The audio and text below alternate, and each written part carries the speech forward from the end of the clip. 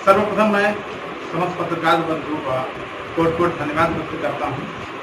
आज अहिंसा दल प्रदेश कार्यालय बुद्धेश्वर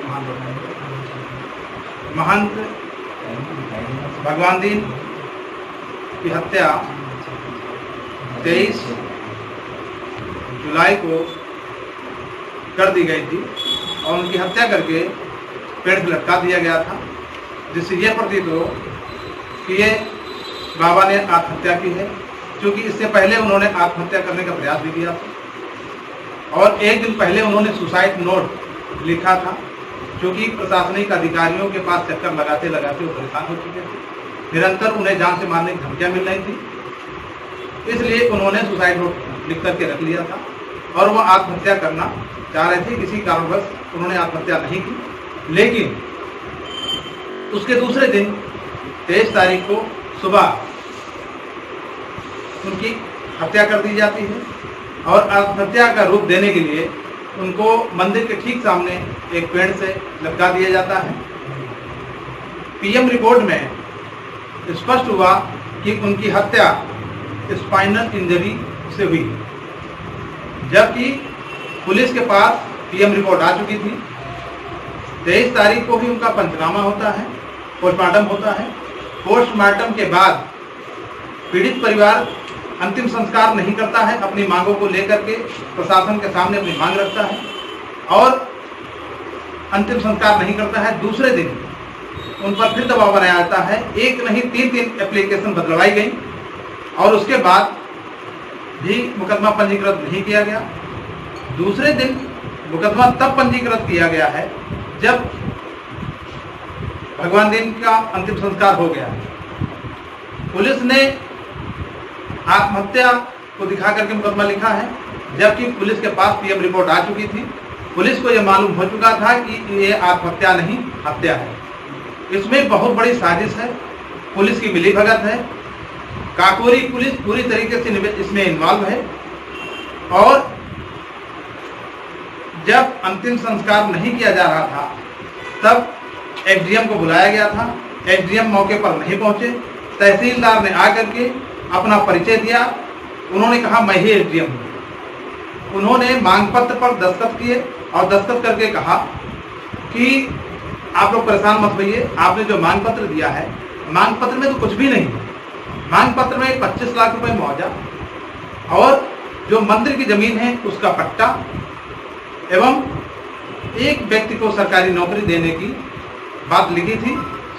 जबकि उन्होंने देखा कि मांग पत्र में ये चीजें लिखी हैं, तो तहसीलदार ने स्वयं कहा कि इसमें कुछ भी नहीं है, मैं इससे ज्यादा करवाऊंगा, आप लोग परेशान मत होइए, अंतिम संस्कार करिए, मैं आपके साथ हूँ।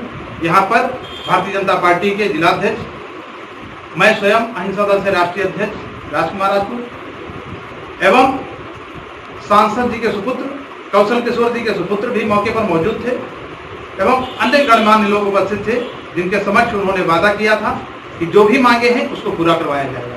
आज जब पीड़ित परिवार तहसीलदार के समक्ष, एसडीएम के समक्ष जाता है और कहता है कि जो आपने वादा किया था उसको पूरा करिए, तो वो कहते हैं कि आपने जो मुकदमा लिखवाया है उस मुकदमे को आप वापस ले लीजिए, तभी कुछ हो पाएगा, ऐसे कुछ भी नहीं हो पाएगा।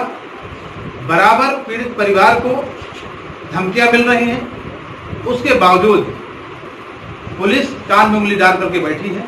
अगर यही स्थिति रही तो कोई भी अप्रिय घटना इन बच्चों के साथ घट सकती है, क्योंकि बचपन में इनकी मां का साया इनके सर से हट चुका है और पिता की भी हत्या हो चुकी है। जंगल में, बाग में, एकांत में अकेला मकान है, उस अकेले मकान में ये तीनों बेटियां और एक बेटा महंत जी का रहता है। अहिंसा दल ये चाहता है कि इस घटना की जांच, उत्तर प्रदेश सरकार से यह मांग करता है कि इस घटना की जांच किसी वरिष्ठ पुलिस अधिकारी से कराई जाए, क्राइम ब्रांच से कराई जाए, सीबीआई से जांच कराई जाए, दोषी लोगों के विरुद्ध सख्त कार्रवाई हो, कोई भी दोषी व्यक्ति इसमें जो है बख्शा न जाए और परिवार को जो सुविधाएं सरकार के द्वारा मिलनी चाहिए वो सारी सुविधाएं परिवार को मिलनी चाहिए एवं सुरक्षा व्यवस्था इनके तैनात कराई जाए, ये अहिंसा दल मांग करता है। क्या नाम है आपका? कहाँ रहती हैं? ग्राम मजरा काकोरी। मामला क्या है? हमारे पिता का अभी 23 तारीख को जब प्रधान की थोड़ा सा जमीन की वजह से सार्वजनिक शौचालय की वजह से विवाद चल रहा था, जिसकी वजह से प्रधान मेरे पिता को बार बार कह रहे थे वहाँ सार्वजनिक शौचालय के मेरे पिता उनको मना कर रहे थे बनाने के लिए, जिससे प्रधान जबरदस्ती वहाँ शौचालय बनवाने के लिए अड़े हुए थे। उसके बाद मेरे पिता ने कई एप्लीकेशन सब जगह दी, लेकिन उनकी नहीं सुनी गई और प्रधान उन्हें जान से मारने की धमकी भी दे रहे थे कि अगर ये नहीं मानी, अगर इसको नहीं रोका गया तो मेरे पिता को जान से मार देंगे। और 23 तारीख को मेरे पिता की उन्होंने हत्या कर दी और उनको बाहर हमारे घर के सामने मंदिर के सामने पेड़ से लटका दिया, जैसे लगे कि आत्महत्या की गई है, लेकिन मेरे पिता की आत्महत्या नहीं किया उन्होंने, उनको मार के वहाँ पे लटकाया गया है। आप क्या चाहते हैं?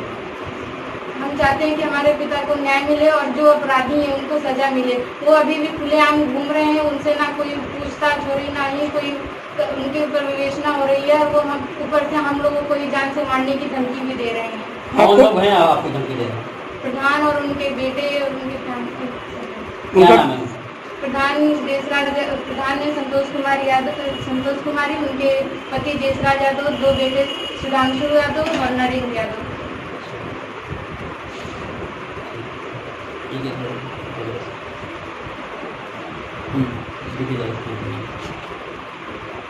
वो जितना हो गया उसके बाद